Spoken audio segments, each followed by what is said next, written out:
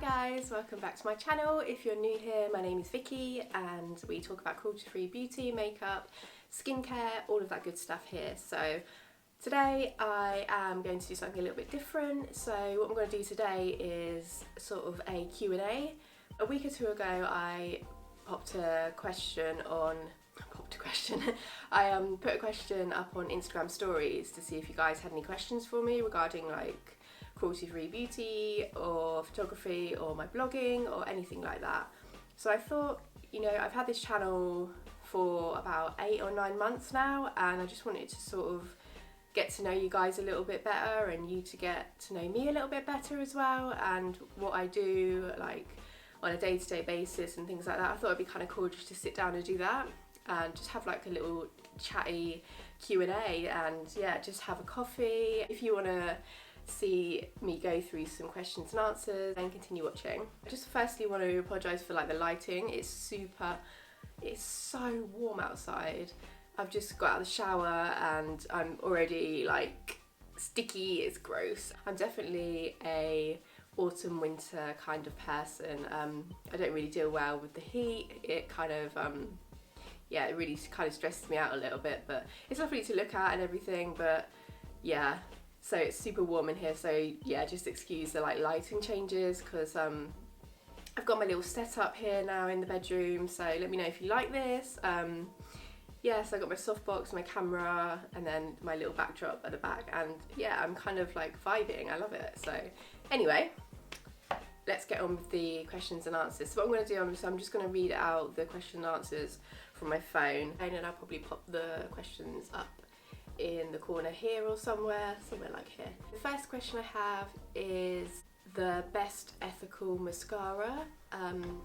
So what I've been loving at the moment, it does change quite a lot. The Inika Long Lash Mascara is one of my favourites, but at the moment I've been loving this one by Anada. So this is their black mascara, their natural mascara.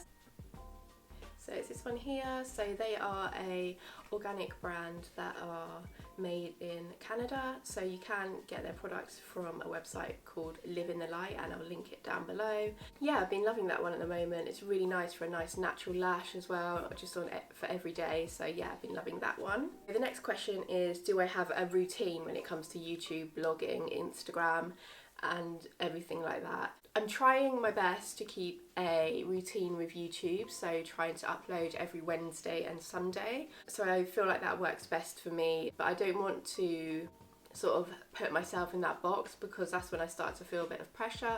So, you know, I have to upload by this day, this time, and you know, just like that. With Instagram, if I have like a sponsored post or an ad post, obviously that's scheduled and that's discussed with the brands or the company that I'm working with. What I like to do, I don't use any planners or anything like that.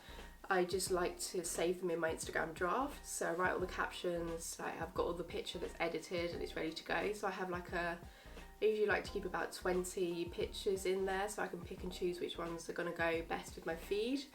With that, and with blogging, I've been trying to get into a bit of a routine with that as well. So what I like to do with that is obviously it changes if there's sponsored posts or ads or anything like that. With everything, that takes priority, but I like to post. I've been posting consistently every Monday and Friday for the past couple of months, and I've seen a really good like increase in blog traffic, which is really exciting. Also, I've been using Pinterest as well a lot. I've been scheduling pins and I've been really knuckling down on doing that because that is my main source of traffic to my blog. I've managed to reach 1.3 million viewers like in the last month, and I think that's like ridiculously insane. I wish that like Instagram like grew the amount that Pinterest does. Like, it's so cool. It's a really good platform for, you know, just for everything really, for inspiration, for driving traffic to your blog, and even like putting your Instagram pictures on there as well and linking it to your Instagram page. Hasn't really worked for me with gaining followers or anything like that, but it's just nice to bulk out your boards with your own pictures and stuff. So yeah. announce that the question as a really long-winded response, sorry, but yeah, I just want to be like quite thorough with the answers as well as I can be. Another one that I've got asked 2 or 3 times is how did I grow my following? So at the moment I have 12,200-ish, fluctuates on Instagram. So I've actually had my Instagram for about 7 or 8 years. So it started from there. So obviously I've gained followers throughout that time. So it started off as like a friends and family thing. Only about 3 or 4 years ago that I actually started knuckling down with Instagram and my blog. So that's kind of how I gained that following. But it's also, it's a funny one because it's so random. I gained quite a lot of followers from, I had a post shared by like 55,000 likes. So I gained tons of followers from that. And also just like engaging with people on Instagram, you know, searching for hashtags that's similar to your niche and, you know, interacting with people on them hashtags. It's kind of hit and miss with Instagram as well. I mean, using stories is another good way. Asking questions, always asking questions in your Instagram caption, like call to actions. Like I love to ask people questions because it gets you people talking as well, like not just you but your followers like talking with each other as well, which I think is really cool because like at the end of the day it is like a social network. So to grow or get anywhere on there you have to be like social. That's pretty much how I gained the following. It's not a huge following, but it's not all about like numbers at the end of the day, is it really? Quite a difficult platform to grow on at the moment. It's so oversaturated, especially at the moment, but I still really love it. I obviously like the photography side of things and editing, and also I've been really enjoying like videos, uploading to my IGTV a lot more as well. It doesn't seem to be getting as many views as like a grid video, which is really weird. I can't work that out, but yeah, if you have any suggestions why that is, then yeah, let me know. Maybe it's because the video is a bit longer. Another one I've got is how long have I been blogging? So I've had my blog since 2017, beginning of, so nearly 4 years, well, 3 years, 9 months or something like that. So yeah, it started quite a long time ago. I'm just going to tie this in with another question as well, because a couple of people have asked how I turned it into an income. I got really into makeup about 5 years ago, and then I started transitioning all of my makeup to cruelty-free makeup, and that's kind of how my blog started, because I just wanted to share what I'd found, you know, like dupes and things like that. It started from there really, and it just progressed, and it just started obviously as a hobby, as it does with most people. I'll kind of go into a bit of a backstory. So basically I was really like down, my mental health was really struggling at the job that I was at, so I got a new job. Then my mental health got even worse because that job was even worse. So me and my fiance discussed my blogging and how I could start earning money from it. I took a bit of time off, like 3 months or something, just to get myself back together.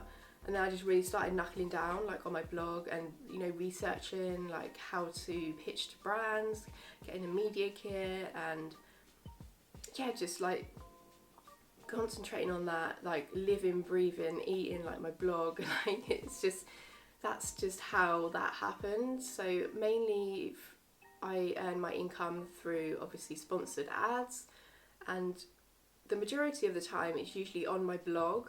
So what I do is I offer like a social media package, so I charge like a set amount for that, and then offer any, you know, if they don't want a blog post or they don't want an Instagram post, sort of discuss the rates then. It's really varied, the sort of income I get. So I am self-employed now, registered self-employed. It's really different, and it's just, I'm so lucky to be in the position I am. Yeah, it's just it's kind of like a shock going from working full-time, like 9 to 5, you know, for the last 16 years or something, and then to, you know, working from home, not having a set income each month. But one thing I have managed to do is actually I'm doing like better financially now than I was when I had like a full-time job and a like stable income, which is so bizarre, and it's so like refreshing for me because I've always been really bad with money. Like I'd get paid and just spend it all on just crap and then have no money for the rest of the month. But now I have to sort of you know, I've got to pay my bills and then, you know, chip in for things around the flat, and it's just made me more like aware of where my money's going and what I'm spending it on. So I really love it in that aspect. But yeah, just the only down thing is you don't know how much you're gonna get paid every month. I obviously reach out to brands that are in my niche, which is obviously cruelty-free beauty. So our like ethics are aligned, and it just works for both of us. So I like to, you know, try the products, give my honest review, and yeah, I've been doing quite a lot of reviews on my YouTube as well, so I think that this is quite a good like platform just to sit down and you can see what's going on my face. And yeah, so I hope I answered that question. I kind of waffled in a little bit there, but yeah.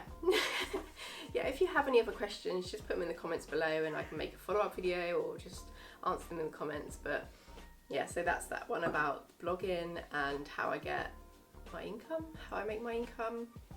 Yeah. I've got another one that's asking why I made my YouTube channel. So YouTube is obviously something a lot of us watch all the time, and yeah, I watch a lot of YouTube. I mainly watch YouTube, if I'm honest. I don't really watch TV that often, so YouTube is like one of the things that I spend most of my time watching, and I thought it kind of goes hand in hand with like my blogging, Instagram, all of that, like social media, and I kind of just like bit the bullet one day and thought, you know what, I'm going to try this. And yeah, I'm still like getting to grips with it a little bit, and it's still all like relatively new. So I have my first video uploaded like 9 months ago or something, I think.